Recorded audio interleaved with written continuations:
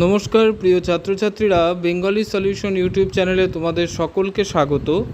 আজকে আইসিএসসি বোর্ডের বাংলা বিষয়ের অত্যন্ত গুরুত্বপূর্ণ একটি গল্প এবং এবছর যে গল্পটি থেকে প্রশ্ন হওয়ার চূড়ান্ত সম্ভাবনা রয়েছে সেই গল্পটি নিয়ে আমি হাজির হয়েছি। গল্পটির নাম গন্ধটা খুব সন্দেহজনক। গল্পের লেখক শীর্ষেন্দু মুখোপাধ্যায়। তো শীর্ষেন্দু মুখোপাধ্যায় বাংলা সাহিত্যের অত্যন্ত জনপ্রিয় একজন সাহিত্যিক এবং বর্তমান সময়েও তিনি লিখে চলেছেন। শীর্ষেন্দু মুখোপাধ্যায় জন্মগ্রহণ করেছিলেন 1935 সালের 2রা নভেম্বর বাংলাদেশের ময়মনসিংহ জেলায়। পিতার বদলির চাকরির সূত্রে তার বিভিন্ন জায়গায় বিহার, পশ্চিমবঙ্গ এবং অসমের বিভিন্ন অংশে তার জীবন কেটেছে।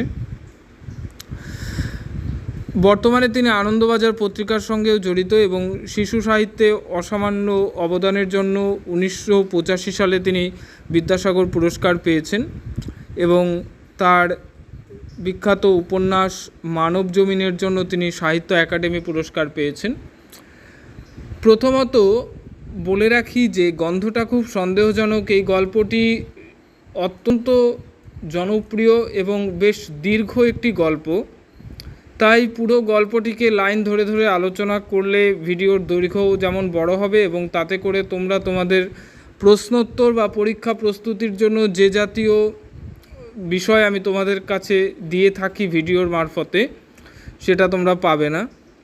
তো আমি মূলত এখানে গল্পটি তোমরা তোমাদের বইতে যে রয়েছে আইসিএসসির যে টেক্সট বুক রয়েছে সংকলিতা, সেই সংকলিতাতে পেয়ে যাবে। তো তার পাশাপাশি আমি যেটা দেব তো সেটা যে তোমাদের পরীক্ষার জন্য যেভাবে গল্পটাকে পড়তে হবে বা গল্পটি থেকে প্রশ্নোত্তর যেভাবে লিখতে হয় সেই অনুযায়ী আমি পুরো গল্পটিকে তোমাদের উপযোগী করে সাজিয়ে দিয়েছি। তো আমি এখন ভিডিওর মূল পর্বে চলে যাচ্ছি। তোমরা এই ভিডিওটিকে ভালো করে দেখো এবং আমার চ্যানেলে যদি নতুন হয়ে থাকো তো চ্যানেলটিকে লাইক দিয়ে শেয়ার করে সাবস্ক্রাইব করে রাখবে, ভিডিওটিকে শেয়ার করবে। আমি চলে যাচ্ছি ভিডিওর মূল পর্বে।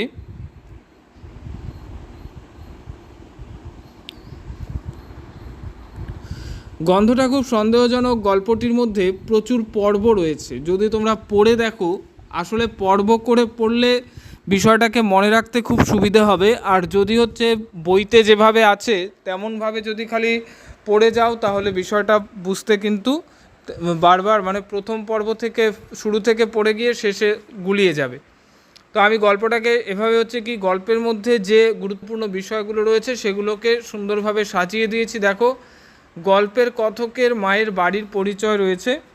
সেই বাড়ির পরিচয় সূত্রে কি রয়েছে, কথকের দাদামশাই রেল কোম্পানিতে চাকরি করতেন এবং আমি পুরো ঘটনাগুলোকে এভাবে বলে বলে যাব না, তাতে করে ভিডিওর দৈর্ঘ্য অনেক বড় হয়ে যাবে। তোমরা তোমাদের প্রশ্নোত্তরের জন্য আমার ভিডিওটিকে পুরোটা দেখে তা থেকে স্ক্রিনশট নিয়ে নিতে পারো, তাতে করে তোমাদের এবং ভিডিওটি চালিয়ে তোমরা আনসার লিখেও নিতে পারো, তাতে করে তোমাদের সুবিধা হবে। কথকের দাদামশাই রেল কোম্পানিতে চাকরি করতেন এবং ঘটনাটি 50 বছর আগের। সেই সময় কথকের মা ছোট্ট ইজের পড়া খুকি এবং দাদামশাই সেবার বদলি হয়েছিলেন উত্তর বাংলার দোমোহানিতে। তিনি ছিলেন মালগাড়ির গার্ড। প্রায় সময় তাকে বাড়ির বাইরে থাকতে হতো, ধারাবাহিক 3-4 দিন কিংবা 7 দিন। কথকের মায়েরা ছিলেন 5 বোন আর 9 ভাই, 5 বোন আর 4 ভাই, এই মোট 9 জন ছেলে মেয়ে নিয়ে দিদিমা অত্যন্ত ঝামেলার মধ্য দিয়ে সংসার করতেন।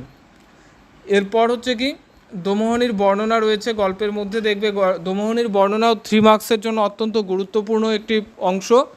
তো দোমোহনির বর্ণনা দেখবে। দোমোহনিতে যে সাধারণত দোমোহনি এই স্টেশনটাও ময়নাগুড়ির সঙ্গে সংযুক্ত একটি স্টেশন এবং দোমোহনি জায়গাটি খুব সুন্দর।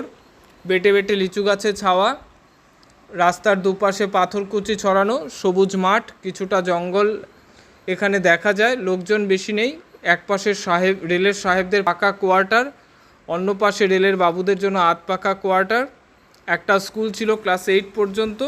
একটা রেলের শিক্ষা প্রতিষ্ঠান ছিল যেখানে প্রতি বছর 2-3 বার কেদার রায় বা টিপু সুলতান নাটক হতো। রেলের বাবুরা দল বেঁধে গরমকালে ফুটবল আর শীতকালে ক্রিকেট খেলতেন, আর বড় সাহেবরা সেই খেলা দেখতে আসতেন। মাঝে মাঝে সবাই দল বেঁধে তিস্তা নদীর ধারে বা জয়ন্তিয়া পাহাড়ে বনভোজন করতে যাওয়া হতো। ছোট বা নির্জন হলেও বেশ মজার জায়গা ছিল দোমোহানি।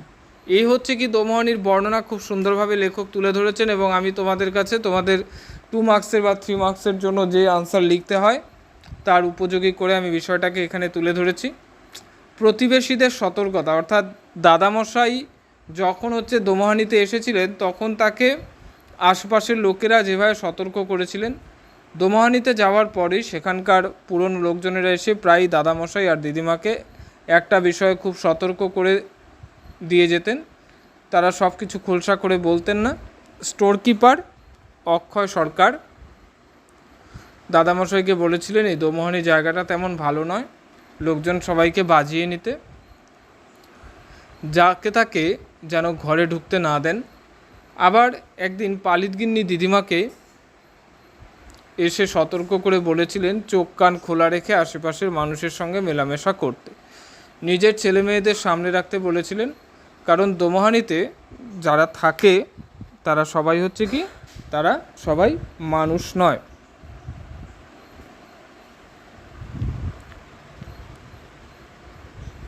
এরপর কি, এরপর রয়েছে সুখিয়ার পরিচয়। এই সুখিয়ার সম্পর্কে জানতে পারবে গল্পের মধ্যে। দাদামশাইয়ের বাড়ির পুরনো কাজের মেয়ে হলো সুখিয়া। তার দেশ থেকে ভাসুরের ছেলের শরীর খারাপের খবর আসায় সে 1 মাসের ছুটি নিয়ে নিজের দেশের বাড়িতে চলে যায়। মা, লোকজন এলে আমাকে সামনে ডাকবেন না, আমি বড় লজ্জা পাই। এই কথাটি কে বলেছিল? এই কথাটি বলেছিল কমলা। গল্পে দিদিমাকে উদ্দেশ্য করে এই কথা বলেছিলেন কমলা। সে নিজে থেকে বাড়িতে ঝিয়ের কাজ করতে এসেছিল। হালদার বাড়িতেও তাকে ঝি হিসেবে রেখেছিল। পালিতগিন্নি কমলার সম্পর্কে দিদিমাকে আগে থেকে সতর্ক করেছিলেন, এবং দিদিমাকে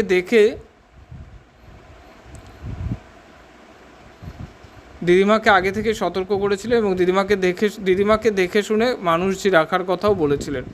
কমলা আসলে মানুষ নয়, তবে সে কখনো কারো ক্ষতি করেনি, সুন্দরভাবেই দাদামশাইয়ের বাড়িতে কাজ করে চলেছিল। শুধু কেউ এলে সে সেখান থেকে অদৃশ্য হয়ে যেত।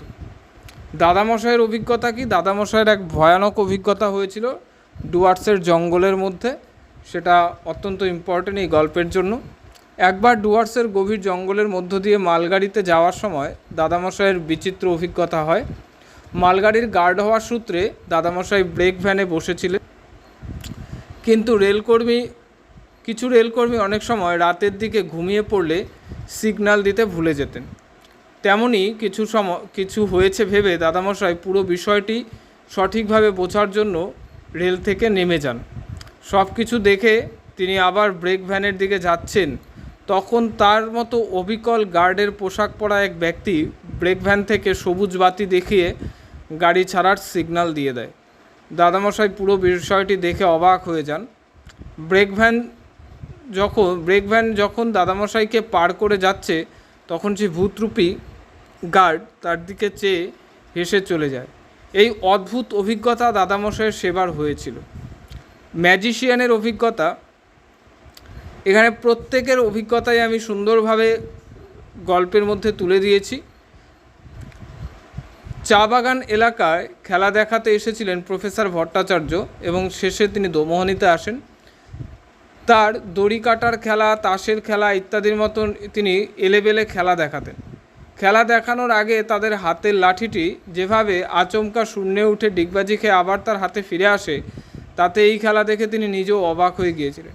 চোখ বাঁধা অবস্থায় কারো লেখা বলে দেওয়ার খেলায় তিনি নিজে থেকে একটি চক বোর্ডে যেভাবে প্রফেসর ভট্টাচার্যের প্রশংসা বাক্য লিখে এলো, তাতে তিনি আরও গম্ভীর হয়ে এলেন। আগুন খাওয়ার খেলাতেও যে আশ্চর্যজনক ঘটনা ঘটেছিল, তাতে করে ম্যাজিশিয়ান নিজেই অবাক হয়ে গিয়েছিলেন। তিনি বিশ্বাস করতে পারছিলেন না আগুন খাওয়ার খেলা তিনি দেখিয়েছেন। স্টেশন মাস্টারের সতর্কতা। স্টেশন মাস্টারের নাম ছিল হরেন সমাদ্দার। হরেন সমাদ্দারের মা এসে দিদিমাকে কমলার সম্পর্কে কিছু কথা বলে গিয়েছিল। দাদামশাইয়ের বাবাকে দেখে গা ঢাকা দিয়েছিল, সে সমাদ্দারের বাড়িতে গিয়ে বসে আছে। আসলে শ্বশুরমশাই অত্যন্ত ধার্মিক লোক বলে তিনি জপ তপ বেশি করতেন এবং ঠাকুর দেবতার নাম ধরে ডাকাডাকি করতেন বলে কমলার পক্ষে সেই বাড়িতে থাকা অসম্ভব হয়ে যায়। দোমাহানিতে কাজের লোক ছাড়াই কাজ চলে। এরকম হচ্ছে কি, এরকমভাবে বিভিন্ন বিষয়গুলোকে আমি পর্বের আকারে ভাগ করে দিয়েছি যাতে করে তোমাদের পুরো বিষয়টা দেখতে সুবিধা হয়।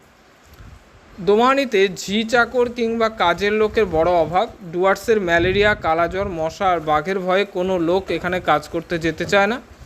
যাদের না গিয়ে সংসার চলে না তারাই সেখানে যায়, আর গিয়েও বেশি দিন থাকে না, পালাই করে। তবে যাই হোক, কারো বাড়িতে কাজের লোকের অভাব হলেও লোক ঠিক জুটে যেত। আর তার কিছু প্রমাণস্বরূপ আমি এখানে বিষয় সব দিয়ে দিয়েছি, সমস্তটা পড়ে দেওয়া সম্ভব নয়, ভিডিওর দৈর্ঘ্য অনেক বড় হয়ে যাচ্ছে। তো তোমরা এখান থেকে তোমাদের উপযুক্ত এবং হচ্ছে কি যে তোমাদের প্রয়োজনীয় যে বিষয়গুলো দরকার তোমরা তার স্ক্রিনশট নিয়ে নেবে এবং স্ক্রিনশট নিয়ে তোমরা এটিকে হচ্ছে তোমাদের কপিতে লিখে নেবে, তাতে করে হচ্ছে প্রশ্নের উত্তর সাজাতেও তোমাদের এই ভিডিওটি অত্যন্ত কাজে আসবে বলে আমার মনে হয়। তো ততক্ষণ তোমরা ভিডিওটির সঙ্গে থাকো এবং চ্যানেলে নতুন হয়ে থাকলে চ্যানেলটিকে সাবস্ক্রাইব করবে, শেয়ার করবে এবং কমেন্ট করে দিও। ধন্যবাদ।